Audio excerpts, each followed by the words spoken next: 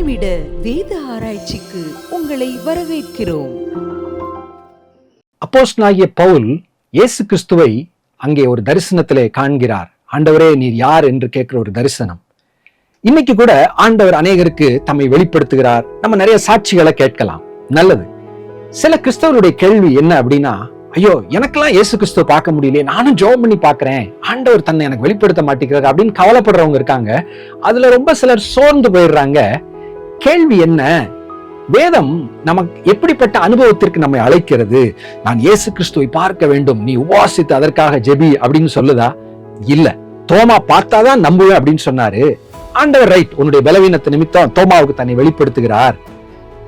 என்ன சொல்றாரு? தோமா நீ பார்த்ததுனால கண்டதுனால் நீ விசுவாசிக்கிற, காணாமல் இருந்து என்னை விசுவாசிக்கிறவன் அதை விட பாக்கியவான் அப்படின்னு சொல்றார்.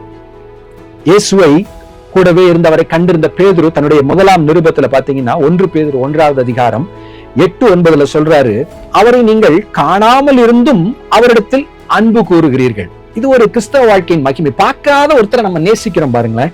அடுத்து எழுதியிருக்கு, இப்பொழுது அவரை தரிசியாமல் இருந்தும் அவரிடத்தில் விசுவாசம் வைத்து சொல்லி முடியாததும் மகிமையால் நிறைந்ததுமாய் இருக்கிற சந்தோஷமுள்ளவர்களாய் களி கூர்ந்து உங்கள் விசுவாசத்தின் பலனாகிய ஆத்தும ரட்சிப்பை அடைகிறீர்கள்.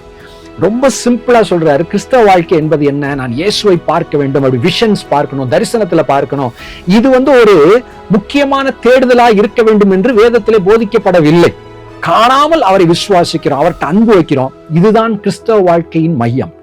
சிலருக்கு ஆண்டவர் தேவைப்படும் பொழுது தம்மை வெளிப்படுத்துகிறார், தரிசனத்திலே அவர்களுக்கு தம்மை காண்பிக்கிறார், சொப்பனத்துல சிலர்கிட்ட பேசுறார். நான் சொல்ல வருவது, இது ஒரு தேட வேண்டிய ஒரு அனுபவம். ஐயோ இந்த அனுபவம் இல்ல, என்கிட்ட குறை இருக்கோ, ஆண்டவரை நான் பார்க்க முடியலையே அப்படின்னு சில கிறிஸ்தவர்கள் வருத்தப்படுவதை பார்த்திருக்கிறேன்.